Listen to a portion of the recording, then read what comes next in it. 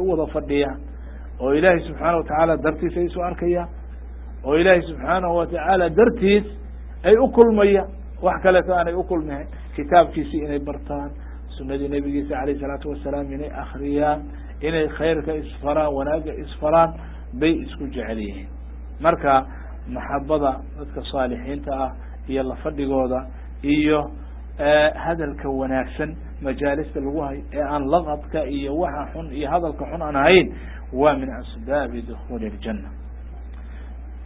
arinka toddobaad waxa weeye uu ka dhigay alimaam ibn qayim raximah اllahu tacaala alkhalwatu bihi fi waqti nuzuul اlilahi ilahay subxaanahu watacaala inuu adoonku la gaar noqdo rabbi subxaanahu watacaala habeenkii waktiga uu alle samada dunyada usoo dego samada adduunka usoo dego rabbi subxaanahu wataala waa thuluth lail اlaakhir waktigaas oo kale inuu ilaahay subxaanahu watacaala hor fariisto oo ilaahay baryo oo ilaahay xuso oo ilaahay ku tasbiixsado oo ilaahay subxaanahu watacaala xuso waktigaas waxay kamid tahay inuu rabbi subxaanahu watacaala uu jecel yahay inuu umuujiyo addoonnimadiisa iyo baahidiisa rabbi subxaanahu watacaala ou la khalwado waktigaas alle subxaanahu watacaala u qaabilo u firiyo wujuuhda addoomahiisa waktigaas saacaddaas mutaakhirka ee habeenkii u dambaysa soo jeeda rabbi subxaanahu watacaala uu fiirinayo arrinka sideed waxa weeye alkhushuuc bayna yaday ilaahay subxaanahu watacaala wax badan bu addoommadiisa ka dalbay inay khushuuc u yeeshaan yani u jajabnaadaan ilaahay subxaanahu watacaala dikrigiisa iyo baryadiisa iyo cibaadadiisa inay u jajaban yihiin o ay uhoos isugu dhigaan o ay ukhushuucaan oo qalbigoodu uu usoo jeesto fatukbita lahu qulubuhum qulubtoodu inay usoo khushuucdo aladina hum fi salaatihim khaashicuun udcuu rabakum tadarucan wakufya wadcuuhu khawfa waطamca wakanuu lana khaashiciin wakanuu lana caabidiin buu leya ilahi subxaanahu watacala addoommadiisa saalixiinta ah khaashiciin bay ahaayeen caabidiin bay ahaayeen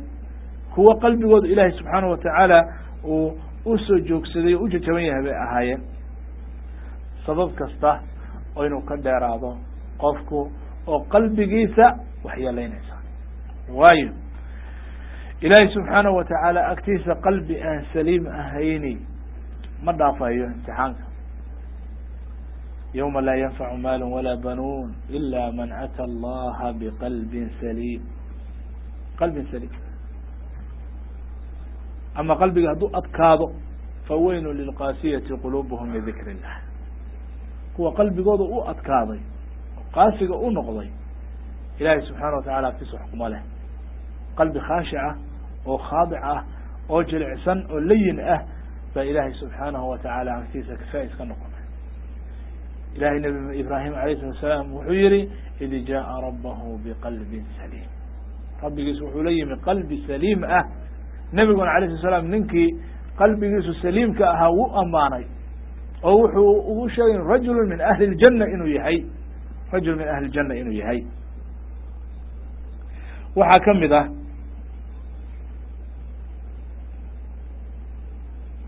qofku inuu ka adag yahay carabkiisa inuu ka adag yahay gurigiisu ku filnaado dembigiisana uu u ooyo suu yihi nabigu alayh الsalaatu wasalaam tuuba liman malaka lisaanahu wawasicahu baytuhu wabakaa calى khati'atihi tuuba yani janu leeyahy janu leeyahy yuu yahay qofkii saddexda arrimood laga helo nabigu alayh salatu salam saddex arrimood ad adag wa liman malaka lisaanahu carabkiisu ka adkaaday yani wax xun kuma sheego wax xun hadduu damco carabka inay kasoo baxaan dhab markii buu ku dhegayaa u ilaalinaya xaarisu waa waardiyu ka yahay waardiyu ka hayaa carab ma sheegi karo waxaan ilaahay subxana watacala raali ka hay wawasicahu baytuhu yani wixii meelaha fitnada lagu hayo iyo meelaha dhibka lagu hayo iyo waxaa kaga filan gurigiisa ka asturaya ilan guryuhu waa sakan guryuhu waa asturaad gurigiisa kaga filan gurigiisu ka joogi meeshii fitno iyo wareer iyo buq iyo jini lagu hayo iyo xan iyo waxaan fiicnayn wabakaa calaa khati'atihi dembigiisana og oo xusuusan oo ka toobad keenaya oo la oynaya haddii saddexdaa arrimood laga helo buyi nabigu alayhi salaam qofkaasu waa liibaanayey waxaa kamid ah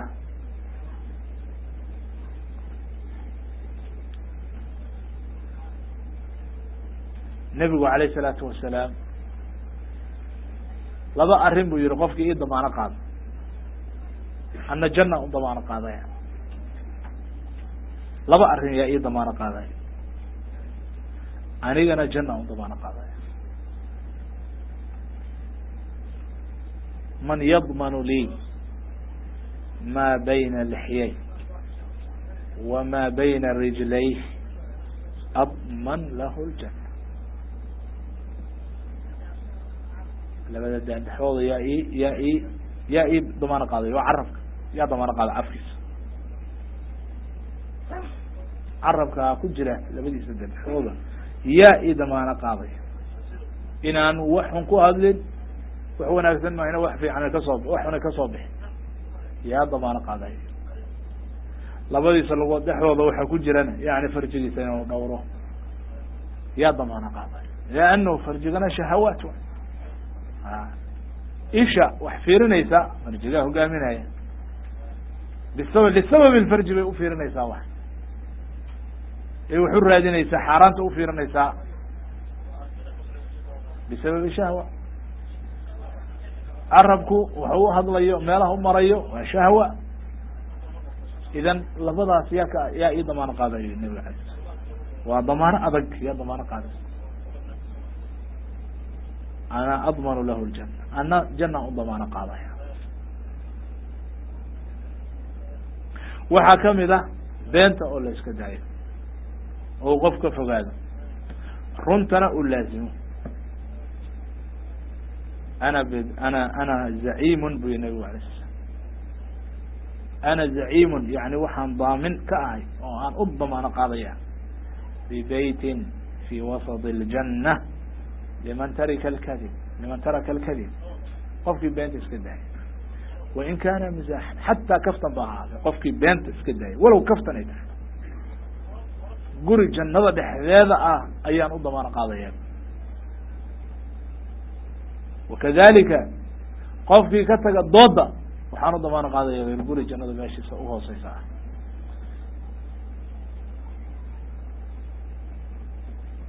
qofkii akhlaaqdiisu wanaagsanaato waxaan u damaano qaadaya guri jannada meesha ugu sareysa ah haye saddex arrimood oo waxa weye janno lagu qaato yaa u tartamaya aw dadka u tartami laha arrimahaas oo isku dayi laha been inuu daayo ka fogaado walow kaftan ay tahay ilaa uu ilaahay agtiisa ka noqdo saadiq fulanu saadiq sidiiq malaa'igta agteeda iyo ilaahay agtiisa u ka noqdo qofkaas waa sidiiq waxaan runahayn laguma yaqaan loogu qoraa waxaa kamid ah طلب العلم cilmiga jidkiisa oo la raaco cilmigaasoon lahayn yaraan iyo weyn وman slka طريقا yltamiس فيhi علما سهل الlah lah bه طريقا إلى الجنة wy nabig alay sla slam jannada ayaa jidkeedii ayaa loo yasiraa loo hogaamiyaa qofkii jid raaca uu cilmi ku dalba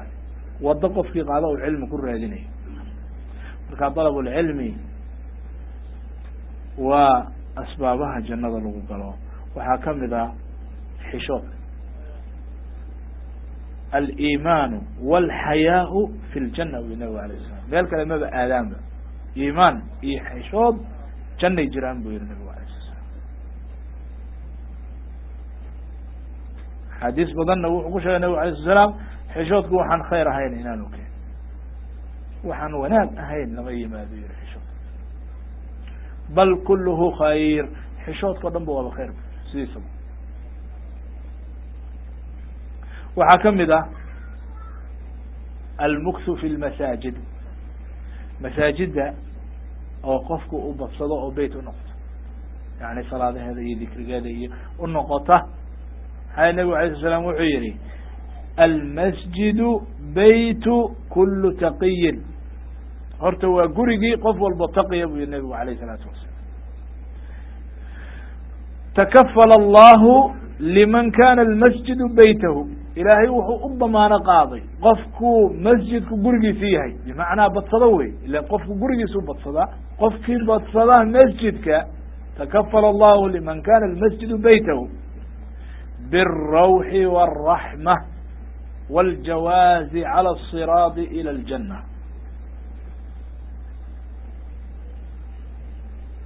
soo khatar ma arrin culus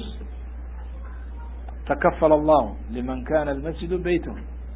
biالrawxi wالraxma wاljawaazi calى الصiraad inuu ka gudbo siraadkii bundadii naarta dul saarnayd inuu ka gudbo ilى ridwan illahi wاljana ilahay raalinimadiisi iyo jannada inuu gudbo nacam leanno ilahi subxana watacala inama yacmuru masaajid allahi man aamana biاllahi walyawm اlآkhir وaqama الصalaata وaata zakat iyaga camira rijaalu la tulhiihim tijaaraة wala bayc can dikr الlah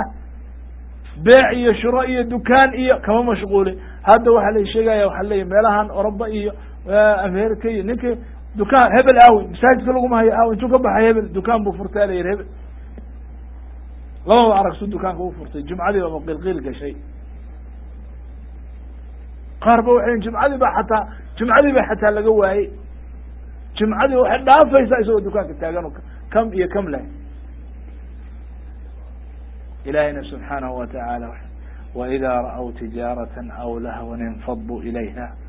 watarakuuka qaa'ma masjidka adigoo taagan qul ma cinda allahi khayr min allahwi wa min الtijaara wallahu khayr الraaziqiin ma ogidin miya inuu ilahay raziq ahay khayr الraaziqiin inuu isagu yahay ma ogid waxaad umalaynaysaa adigu inaad beecaas iyo shiraac ku keenayso